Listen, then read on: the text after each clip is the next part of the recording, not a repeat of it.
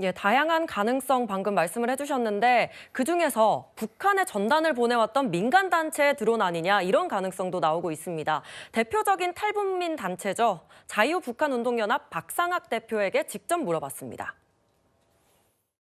저는 그 드론으로 네. 하는 게 제일 효과적이고 돈은 좀 들지만은 예산 들지만은 네. 정확하다고. 민간 단체에서 시도한 거는 내 솔직히 말하면 우리밖에 없습니다. 돈이 많이 들어서 민간. 구성을 안 합니다. 내가 제일 처음에 솔직히 했고 이번에는 아니다. 이번에는 그런 모양의 드론은 민간 단체에서라도 할 수가 없다. 일정한 최소한 그걸 하려기만 하면요 50m 이상의 조그만 활주로가 필요해요.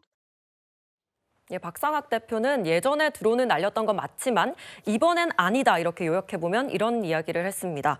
그러면서 우리 군에서 보낸 게 아니냐 이런 가능성을 제기를 했어요. 방금 김수희 평론가님도 그런 가능성 언급을 해주셨는데 최 교수님 어떻게 보십니까? 뭐 지금으로서는 알 수는 없죠. 왜냐하면 뭐 군이 지금 이런 발표를 하니까 저는 이것도 대단히 좀 부적절하다고 생각해요. 명확하게 얘기를 하지 왜 이렇게 모호하게 얘기합니까?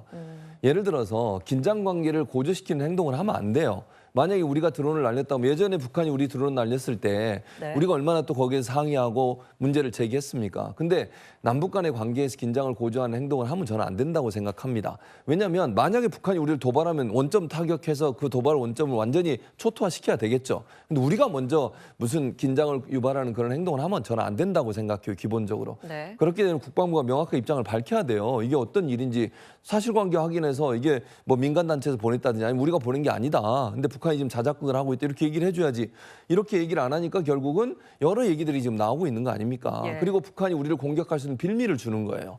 말로. 그러니까 이런 부분들은 저는 국방부가 명확한 입장을 밝혀야 한다고 생각을 하고요. 지금 상황에서는 국방부가 입장을 밝히지 않으니까 우리가 어떤 상황인지 알 수가 없는 상황 아니겠어요? 예. 다만 민간단체에서는 분명히 그걸 뭐 보낸 적이 없다고 하니까 두 가지 경우밖에 생각할 수 없죠. 우리 군이 보냈든 아니면 북한에 있는 사람들이 자작극을 했든 둘 중에 하나라고 볼 수 있을 텐데 이런 문제 때문에 남북 간의 긴장 관계가 고조되는 것은 바람직하지 않다. 그런 점에서 본다고 하면 국방부가 빨리 제대로 잘 파악해서 누가 보낸 건지 어떤 이유인지 이걸 밝히는 게 필요하다고 생각합니다. 예, 아까 짚어본 사진 다시 한번 살펴볼 텐데요.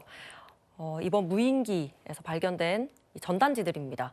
그런데 블러 처리가 돼 있어서 자세히 보이지는 않는데요. 사진을 보면 뭐 식량 비교, 북조선의 경제 상황 이런 문구들이 보입니다. 남북 경제를 좀 비교를 한 것 같은데 홍 전 의원님 네. 어디서 보낸 걸까요? 그래서 일단 그 자료로 봐서는 북한의 자제국일 수도 있겠고 또 우리 그 대한민국의 단체가 또 보낼 수도 있을 것 같습니다. 그런데 저 전단지로 저는 좀 불투명해요. 결국은 이제 이종우 평론가 말씀하신 것처럼 이제 무인기 드론에 있던 그런 실체가 있으면 이제 볼 수가 있는데 예. 지금 드론 무인기가 만들기가 굉장히 쉽습니다. 크게 보면 드론이 순수하게 배터리로 가는 것은 지금 현재 어떤 기술로는 한 100km 정도 가지만 또 이 비행기 모양의 바람을 타고 이용하는 이런 것은 사실은 배터리 용량이 적더라도 평양까지 갈 수 있는 것을 지금 현재 민간단체에서도 민간에서도 좀 손쉽게 만들고 있습니다. 예를 들면 우크라이나 같은 경우는 민간에서 자원봉사자들이 만들어서 그것을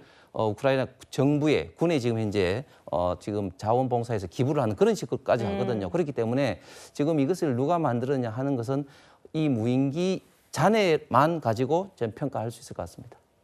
이런 가운데 이 북한은 우리나라의 무인기 침투 주장 후에 또다시 쓰레기 풍선을 날려보내고 있습니다. 김수인 평론가님, 이 북한의 계속되는 도발, 좀 노림수가 어떤 거라고 보십니까? 일단 뭐 국제사회로부터 관심을 받고 싶은 그런 생각은 여실히 묻어나는 것 같고요. 안 그래도 미국 대선을 앞두고 있고 일본도 총리가 교체가 됐습니다.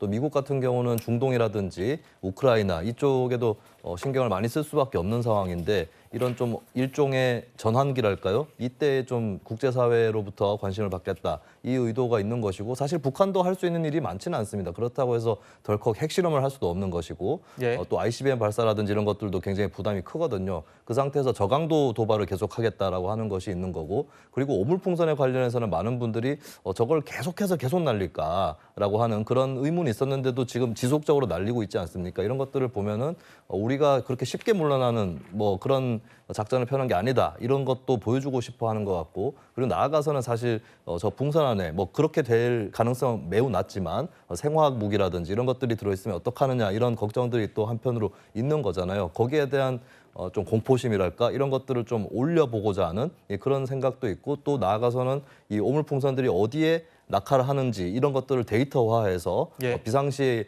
본인들이 활용할 수 있는 그런 자료로 또 삼으려는 목적도 함께 갖고 있는 것 같습니다. 알겠습니다.